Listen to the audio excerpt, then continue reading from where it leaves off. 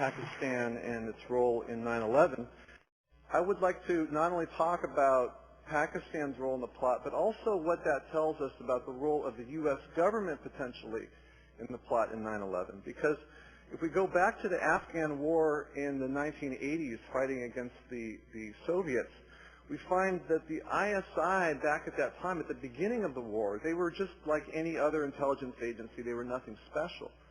But the CIA really started pumping them up. I think we were watching a film last night here at the conference where there was some congressman saying that they were given several $1 billion a year, the Mujahideen rebels, from the CIA, from the Saudis. Estimates range from $6 billion to $40 billion in the course of the war. And all that money went through the ISI, and they took out their corrupt slicing off of the top, and they became very fat and very rich on all that money. And not only that, but the ISI and the CIA also started working on promoting drugs and promoting the production and sale of opium, and which can be turned into heroin, in Afghanistan. I have a quote here from the Sydney Morning Herald. It says, quote, "Opium cultivation and heroin production in Pakistan's northern tribal belt and adjoining Afghanistan were a vital offshoot of the ISI-CIA cooperation. It succeeded in turning some of the Soviet troops into addicts. Heroin sales in Europe and the U.S., carried out through an elaborate web of deception, transport networks, couriers, and payoffs, offset the cost of the decade-long war in Afghanistan," unquote. So very openly, and the CIA doesn't even really try to hide this, that they openly promoted the sale and the construction of a large transportation network of opium. And this also, the ISI, they were sort of like the running a protection racket on the whole thing. They were getting profits out of all that. And so until this day, they continue to do this. We don't know what the CIA role in that is, if that's still going, but we know at least the ISI continues to do this. As a result, they have their own budget, very powerful. They're called a state within a state. They've kicked out the leaders of Pakistan. They're sometimes more powerful than the leaders of Pakistan. And they're also a very scary bunch, the ISI. They are staffed with Wahhabists, which you may have heard is the very extremist form of Islam coming from Saudi Arabia. The Wall Street Journal said, quote, "Despite their clean chins and pressed uniforms, the ISI men are as deeply fundamentalist as any bearded fanatic. The ISI created the Taliban as their own instrument and still supports it," unquote. And they're not the only ones who are Wahhabists. This very expansionist version of Islam is basically, there's a network between Saudi Arabia, Pakistan, the United Arab Emirates, and the Taliban. And those four countries really work together. And interestingly enough, many of you probably have heard of the BCCI scandal, the outlaw bank in the late 1980s. And these were the same countries that were very deeply involved in that scandal. And for instance, the UAE, the United Arab Emirates royal family, who we find out later is going hunting with bin Laden, they had the majority stake in that bank, Pakistani-owned bank. And some of the people involved in this nexus of these countries that I'm talking about are very interesting figures. One is Khalid bin Mahfouz, who gave money, a very key amount of money, when George Bush Jr. was just beginning in his attempts in running an oil business back in the 1980s. And he was at Khalid bin Mahfouz was 20% owner of BCCI. And he later on gave a whole bunch of money to bin Laden, so much so that about a couple of years ago, the Saudi government actually had to put him under house arrest because his ties to bin Laden were so obvious. He's even married to bin Laden's sister. So there's very interesting ties between these people and, business ties and George Bush Jr.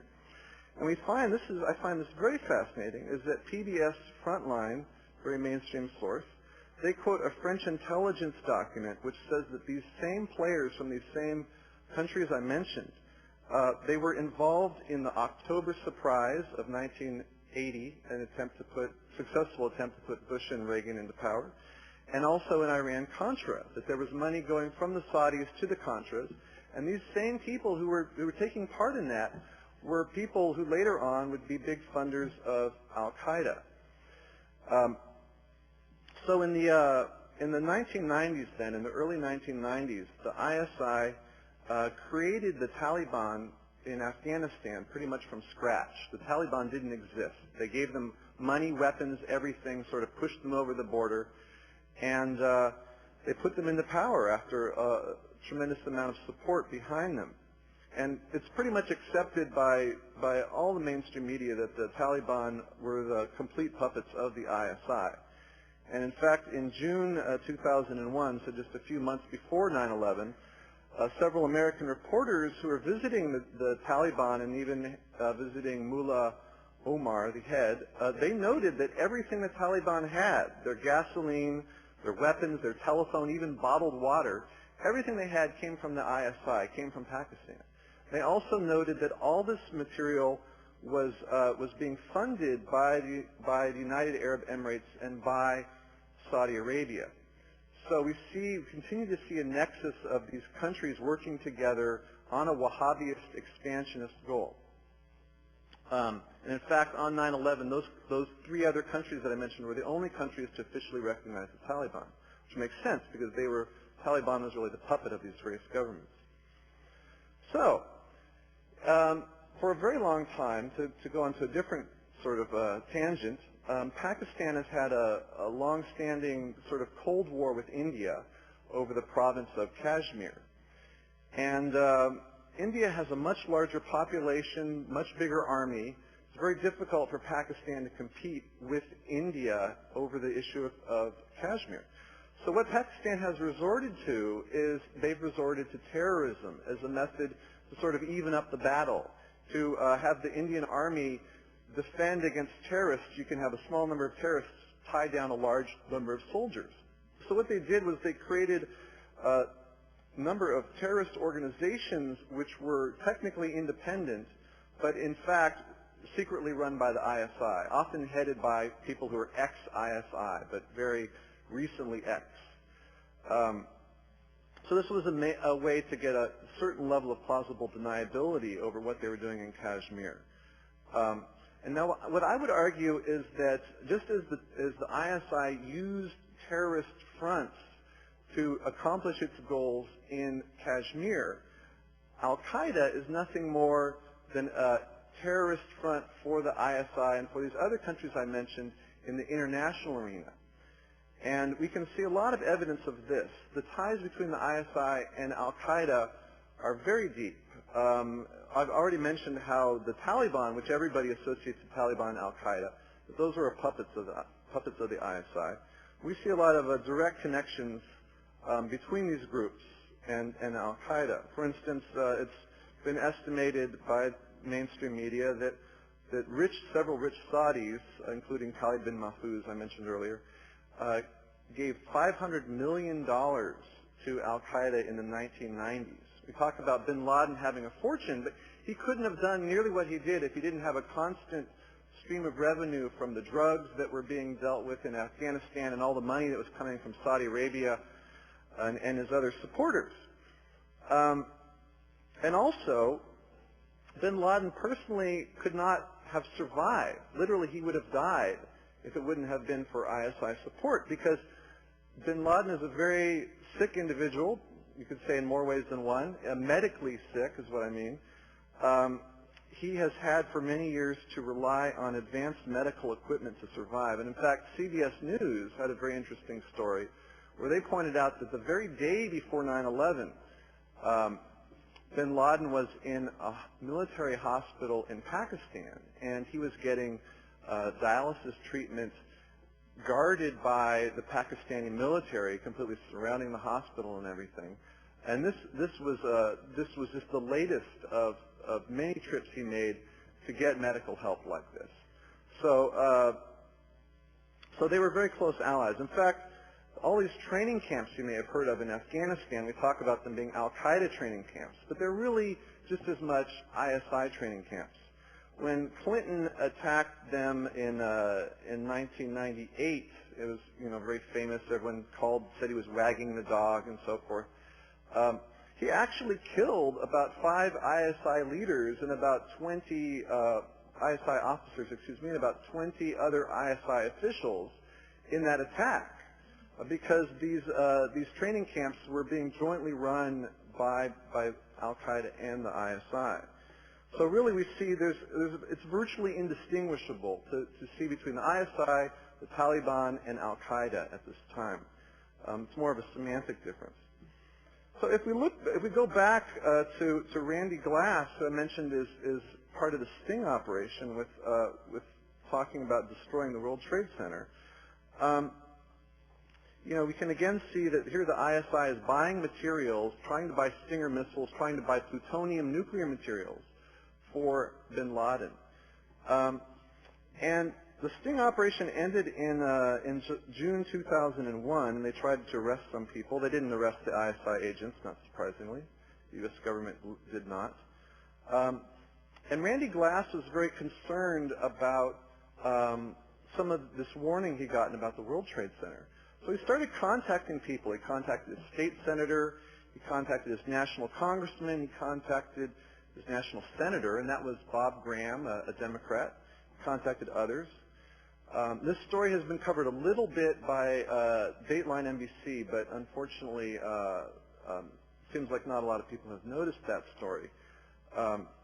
But fascinatingly, Bob Graham admitted that he was given this warning about the World Trade Center by Randy Glass before 9/11. He said, "I was aware of that warning and about a dozen others in the summer of 2001. Later on, he retracted that statement about a week later, but he did at one point admit to that. Ron Klein also admitted getting a similar warning and passing it on. He's a state senator, passing it on to U.S. intelligence agencies. So we see that the U.S. intelligence agencies were aware that the ISI was talking about destroying the World Trade Center. And then it gets real interesting. You have to keep your eye on Bob Graham, the senator, and also keep your eye on the director of the ISI, who's a person named Mahmoud Ahmed. And in May 2001, the CIA director, George Tenet, he went to Pakistan, and he met with President Musharraf, and he met with Mahmoud Ahmed. And then in the summer of 2001, the Crown Prince Abdullah, the de facto ruler of Saudi Arabia, he secretly traveled to Afghanistan. He met with the Taliban and Mahmoud Ahmed. Then in late August, there's a report that the U.S. is in, quote, intense negotiations with the Pakistanis about bin Laden. Then at the end of August, we have Senator Bob Graham, Senator John Kyle, and Representative Porter Goss, who, by the way, is an ex-CIA agent. They travel to Pakistan. They meet with Musharraf. Things are kind of picking up. Events are picking up. Just a few days later, on September 4th, the ISI director, Mahmoud Ahmed, he comes to Washington, D.C., and he stays there all the way until 9/11. And just the day before 9/11, a Pakistani newspaper said that Mahmoud Ahmed has been having, quote, mysterious meetings with CIA Director George Tenet and those in the Pentagon and the National Security Council. And then it gets even more interesting. On the morning of 9/11, at the very time of the attacks, Mahmoud Ahmed is in Washington meeting with the same Bob Graham, John Kyle, and Porter Goss, who he met with in Pakistan a short time before. And they're discussing bin Laden, of all things, at the very moment the World Trade Center is hit. So Bob Graham, who's been given a warning that the ISI was wanting to attack the World Trade Center, he's sitting here with the head of the ISI when somebody comes in and hands him a note saying the World Trade Center has been hit by an airplane. So that's certainly interesting, I think, to say the least. Then Mahmoud Ahmed went back to Pakistan. Pakistan was greatly rewarded. You'd think maybe they would try to arrest this guy, try to do something about the ISI. But in fact, they started giving the Pakistanis all kinds of military aid, forgiving debts. And then we find out a month later, there are news reports that come out. There's even a report in the Wall Street Journal that says that Mahmoud Ahmed personally ordered $100,000 to be sent to the head hijacker, Mohammed Atta, back when he was living in the U.S. So this was, there was just not a whole lot of media coverage of this, but I said even the Wall Street Journal had a little story about this. So imagine here, we now know from this story, we have Bob Graham and other U.S. politicians sitting on the morning of 9/11 with one of the masterminds of 9/11. At the very time the attack happened. They're sitting just, discussing things, having coffee, with a guy who ordered $100,000 to go to Mohammed Atta. So I think that's certainly very curious, especially if we look at this long history between the CIA and the ISI that stretches back 20 years, and the involvement in, like I said, October Surprise, Iran-Contra, these types of things. And now more recently, we're finding out that Pakistan is the same country that's been giving weapons of mass destruction, giving nuclear materials to North Korea, to Iraq, to Iran, to Libya, to just about anybody who wants it. And there's seemingly no reaction from the U.S. government about this. The head nuclear scientist who was giving all this material, he was just pardoned, and George Bush said he was okay with just the pardoning. Imagine if that was Iraq that was doing that. Because it's Pakistan, there seems to be, they're just allowed to do whatever they like. I'm kind of running out of time, but there's a lot of other evidence as well about some really, really strange things that the ISI did and connections between them and the 9/11 plotters. For instance, we know that, or we have very good evidence to believe that Khalid Sheikh Mohammed, the supposed mastermind of 9/11, that he was actually an ISI agent. Some of you may have heard of Robert Fisk. He's a very famous reporter. He's openly called Mohammed an ISI agent, as well as other experts. And we see that the Financial Times back in the early, they note that back in the early 1990s that Khalid Sheikh Mohammed was seen in photographs with the very elites of Pakistan. They said that he must have, quote, felt confident with his ties to senior Pakistani Islamists whose power had been cemented within the ISI, unquote. So then we see also another guy, Saeed Sheikh. He's a very interesting character, and unfortunately I don't have time to go into everything about him. But he was a person who was so important that bin Laden himself called him, quote, his favorite son and symbolically adopted him. And so he's a very important figure in al-Qaeda, but at the same time he's a very important figure in the ISI. And he later becomes famous for killing Daniel Pearl, and he's become known as the killer of Daniel Pearl. But in fact, before that, CNN reported back just before the story of Mahmoud Ahmed broke, just the day before it broke, they reported that Saeed Sheikh sent $100,000 to Mohammed Atta. And so then it was the next day that it was reported that he was actually doing that under the orders of the ISI general. And all of a sudden, the U.S. media lost interest in that story because all of a sudden it became a very scary story. But we see, so this Saeed Sheikh figure, we can see from his ties, we can start to learn exactly who was involved in the 9/11 plot in the ISI and really make a lot of connections. Another really interesting thing about Saeed Sheikh is that there's a reporter from the Pittsburgh Tribune Review, and this reporter claims to be an anonymous British intelligence source. And in early 2002, this reporter reported, quote, "There are many in Musharraf's government who believe that Saeed Sheikh's power comes not from the ISI, but from his connections with our own CIA. The theory is that Saeed Sheikh was bought and paid for," unquote. So we find that a lot of curious connections between some very important governments in the Middle East, Saudis, United Arab Emirates, Pakistan, the Taliban, and we find these strange connections with the CIA. And then we find this, which I can't go into detail of, but extensive cover-up and rewarding of Pakistan. When you'd think that Pakistan would be punished, why are we going after Iraq and attacking Iraq when we have all this evidence here of Pakistani involvement?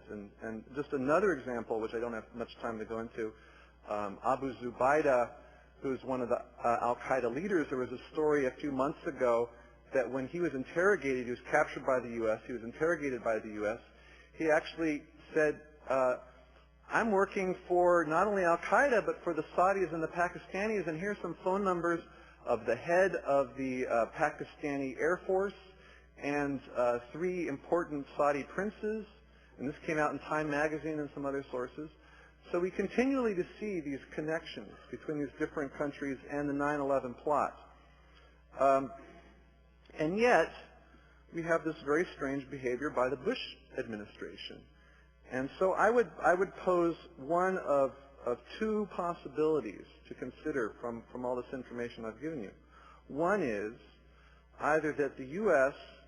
was directly involved with Pakistan and these other countries in the 9/11 plot and allowed it to happen or helped make it happen, or the U.S. government was completely taken for fools, and then afterwards they covered up their foolishness and have actually, instead of punished these countries and these actors, they've actually rewarded them. And I would argue that personally I favor the first, but I would argue that in either case, this is really treasonous behavior to deceive the American people in this way, to let the true perpetrators of 9/11 go free, and in either case, it should lead to impeachment of President Bush. Thank you very much.